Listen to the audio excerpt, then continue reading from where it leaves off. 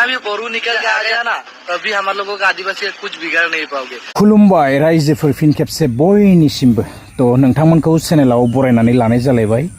Interest थानायफोरा नैबे भिडिअखौ नायलांनो हागोन आरो इन्ट्र'आवनो आङो भिडिअ क्लिप्स होनानै होखादों। तो बे इन्ट्र'नि सायाव फंनैसो सावरायनि किन्तु दिनैहाय आङो नैबे आरोबाव फिन खेब बेबायदिनो दावराव दावसिनि सायावहाय आं बेबायदि सावरायबाय थानो होननानै नैबे भिडिअखौ लानानै फैनाय जायाखै। खारन आङो दाखालिनि भिडिअआवनो बुंखाबाय आं आरो दावराव दावसिनि सायाव भिडिअखौ फोजोबथ'खाबाय आरो बेबायदि कन्टेन्ट फैनाय नंला होननानै आङो बुंदोंमोन। दा जियानो हक आङो मानो दिनैनि नैबे भिडिअखौ लानानै फैफिनबावनाय जाखो, दा बेबायदि मोनसे भिडिअ क्लिप्सखौ जोङो नुनो मोनदों। तो बेखायनो आङो दिनैहाय नैबे भिडिअखौ लानानै फैनाय जाबाय, हजम खालामनो हायाखै।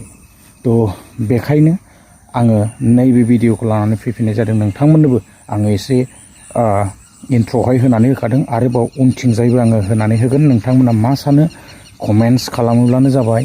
तो आंनिफ्राय आङो बेखौसो बुजिनो मोनदों दि तो बेफोरबायदि कन्टेन्टफोर क्रिएट खालामबाय थायोब्लानोथ' दा आं बानायनाय लोगो लोगो आंनि सायाव सोरबा बेलेगा बानायनाय बेबायदिनो दा जेनेबा जाय बे बिथाङाहाय बेबायदि बानायनानै हगार हरबाय, दा बिनि सायाव गुबुना बेबायदिनो बानायबाय, बानायनायावनो माने दावराव दावसियासो माने बेवहाय सृष्टि जायो। आङो बेखौसो बुजिनो मोनदों आरोना।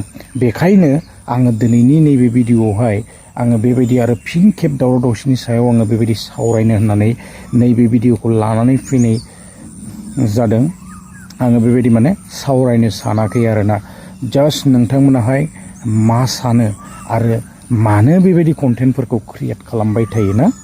तो माने कन्टेन्ट बेबायदि क्रिएट खालामनाय माने समस्यासो, मानो बेबायदि बानायनानै हगारबावनांगौ जाखो ना।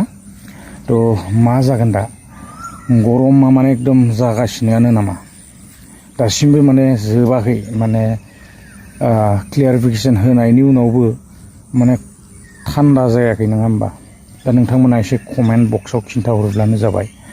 तो आं गोलाव खालामला, भिडिअआ बेसेखिनियानोमोन। आङो एसे भिडिअ क्लिप्सखौ होनानै दिनैनि भिडिअखौ आं बेसेयावनो फोजोबगोन। नोंथांमोना मा सानो एसे कमेन्ट बक्सआव खिन्थाहरदो। गोजोन्थों, बाय।